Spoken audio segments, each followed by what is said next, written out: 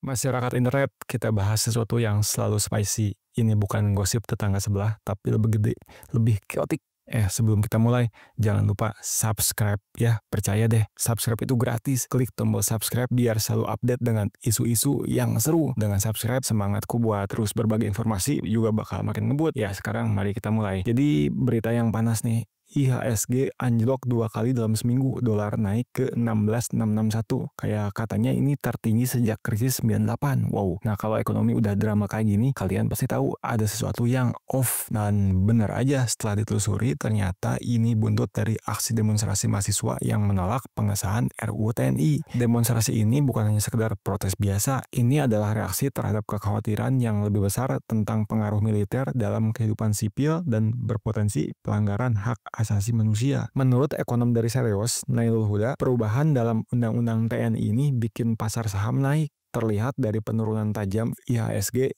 hingga 5,02% dalam sehari, yang bahkan memaksa Bursa Efek Indonesia untuk menghentikan perdagangan sementara. Ini nunjukin betapa besar pengaruh kebijakan ini terhadap kepercayaan investor yang semakin goyah di tengah ketidakpastian dari kebijakan dalam negeri dan faktor-faktor global. Di tengah situasi yang nggak menentu ini, investor jadi semakin khawatir tentang dampak jangka panjang terhadap stabilitas ekonomi. Salah satu penyebabnya adalah kenaikan nilai dolar AS yang mencapai level tertinggi dalam beberapa tahun terakhir, yang bikin banyak orang khawatir tentang inflasi dan daya beli masyarakat. Ya, keadaan ini semakin rumit ya dengan kebijakan tarif yang diusulkan oleh Donald Trump yang kembali jadi presiden saat ini dan bisa memicu ketidakpastian ekonomi di seluruh dunia. Ketidakpastian ini nggak hanya mempengaruhi pasar saham ya, tapi juga membuat orang-orang jadi kurang percaya diri dan mengubah proyeksi pertumbuhan ekonomi di banyak negara. Para analis memperingatkan bahwa kebijakan ini bisa bikin orang beralih ke investasi yang lebih aman seperti emas yang harganya sekarang lagi naik ya. Dalam situasi ini penting ya untuk bisa kita bahas siapa aja yang terlibat dan kenapa mahasiswa serta pengamat jadi sasaran kemarahan dalam perdebatan ini. Jadi siapa aja yang terlibat dan kenapa bisa terjadi? Dan yang paling penting, kenapa mahasiswa dan pengamat jadi kambing hitam? Banyak yang bilang kalau mahasiswa itu jadi sasaran kemarahan karena mereka adalah suara yang paling keras menentang kebijakan ini. Tapi penting juga ya untuk kita ingat bahwa ketidakpuasan ini nggak hanya berasal dari mahasiswa, tetapi juga dari masyarakat luas yang merasa terancam oleh meningkatnya kekuasaan militer dalam urusan sipil. Ini jadi momen penting ya untuk kita semua merenungkan arah masa depan negara kita dan bagaimana kita mampu berkontribusi untuk perubahan yang lebih baik. Ada statement dari Ketua DPR kita, Mbak Puan Maharani, bilang kalau mahasiswa itu jangan provokatif.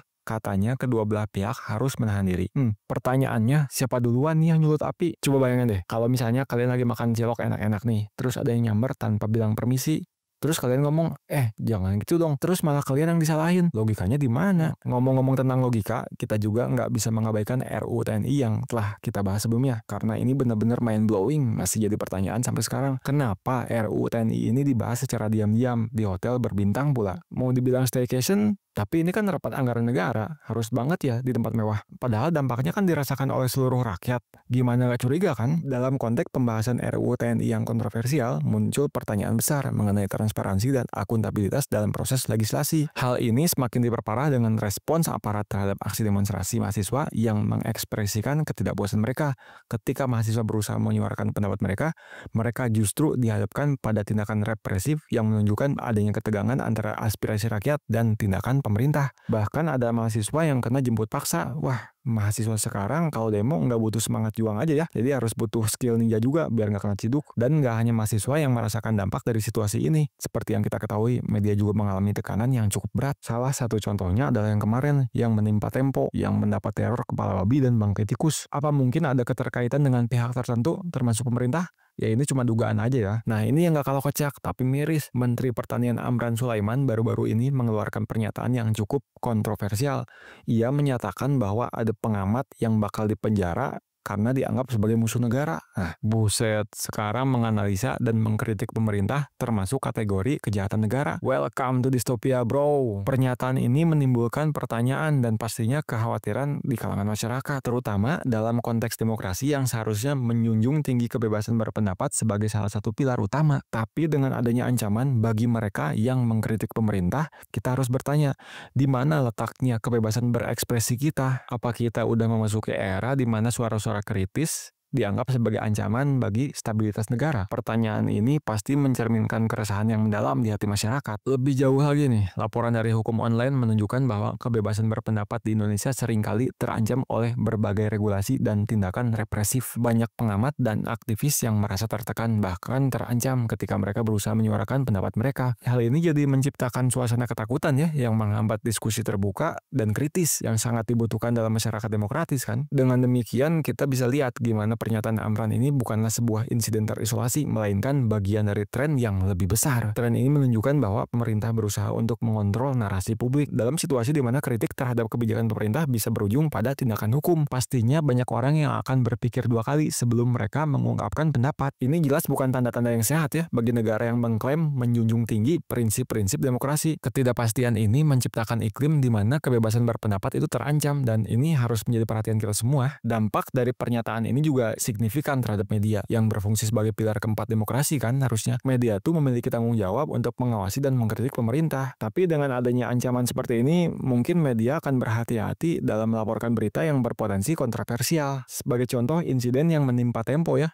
yang mendapat teror kepala babi dan bangkai tikus. Ini menunjukkan betapa seriusnya tekanan yang dihadapi media dalam menjalankan tugas, sekaligus menegaskan betapa pentingnya peran media dalam menjaga demokrasi. Dalam konteks ini, penting bagi kita semua untuk merenungkan apa artinya menjadi warga negara yang aktif dan kritis. Apakah kita akan membiarkan ketakutan mengendalikan suara kita, atau kita akan berdiri bersama untuk mempertahankan hak kita untuk berbicara dan mengkritik. Ini adalah momen penting bagi kita semua untuk merenungkan kemana arah negara kita dan bagaimana kita berkontribusi untuk perubahan yang lebih baik. Kesadaran ini harus jadi pendorong bagi kita untuk tidak hanya menjadi penonton, tapi juga pelaku perubahan. Dengan situasi yang semakin panas, kita perlu bersatu dan memastikan bahwa suara-suara kita tidak dibungkam. Kebebasan berpendapat adalah hak asasi yang harus dijaga dan diperjuangkan. Bukan hanya untuk diri sendiri, tetapi juga untuk generasi mendatang. Dari semua ini, yang paling menyedihkan ya cara pemerintah merespon kritik yang muncul ketika mahasiswa melakukan unjuk rasa menentang pengesahan Undang-Undang Tentara Nasional Indonesia.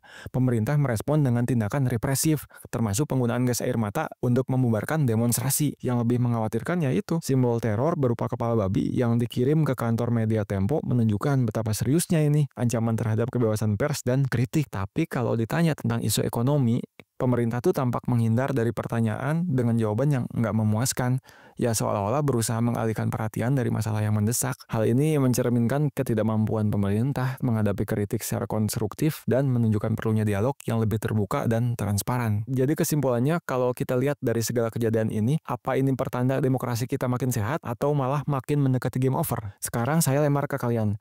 Menurut kalian benar nggak kalau pengamat dan mahasiswa ini dijadiin kambing hitam? Atau ada perspektif lain yang bisa dilihat? Coba tulis di kolom komentar. Jangan lupa like kalau kalian setuju, share biar makin ramai diskusinya, dan tentunya subscribe ya. Sampai jumpa di video berikutnya. Stay woke, stay critical. Assalamualaikum.